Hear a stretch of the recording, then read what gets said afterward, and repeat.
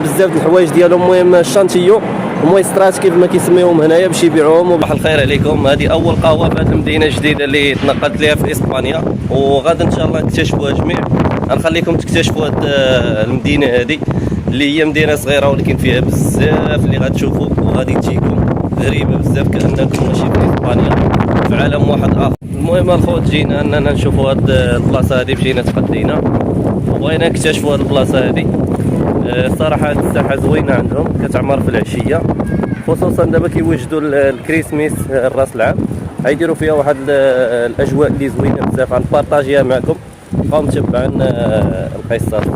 واحد الحاجه اللي شفتها انا الخوت وعجبتني هي ما كتلقاش الحوانت حدا بعضياتهم، مثلا كتلقى دروغري حدا دروغري، لا ما كتلقاش. كتلقى اما حانوت مثلا بقال حدا دروغري، ولا ما كيكونوش ماشي بحال المغرب اللي دار شي حاجه كيولي يدير بحالو ويجي يديها الخوت.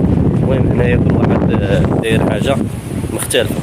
هنايا الخوت باش كيساليو معاك بالوقت، عندهم الوقت هو الوقت والاجواء. المهم الاجواء ديما زوينه، بنادم ديما ناشط، كيحاولوا يعيشوا الحياه ماكسيمو ديال الحياه الخوت، وهذا الشيء اللي كاين. المهم الخوت المدينه خاويه مكارميه كيف كتشوفوا، شي حاجه ناضيه الخوت ديال الكالم، بنادم اللي بغى يعيش هنا. وكاينه الخدمه هنا بزاف، وكاينه بزاف ديال الحاجات مدير هنايا. كاينه بغيتي تقرا، بغيتي دبلومات، بغيتي اي حاجه كاينه هنا الخوت. بنادم كنصحوا يجي لهاد المدينه هذه اللي غادي نقول لكم في جات وكيف وشنو سميتها الخوت. كملوا معنا الفيديو حتى الاخر. الخوت اليوم جيت لهذا المحل هذا نكتشف التليفونات، حتى لقيت الثمن ديالهم صراحه كي اتيري. المهم الايفونات تقريبا دايرين واحد الثمن ديال النص بالنص، حيت استعملوها الشباب. المهم كاين هذا الايفون هذا 12 برو داير 559 اورو، هذا 12 برو تا هو 520.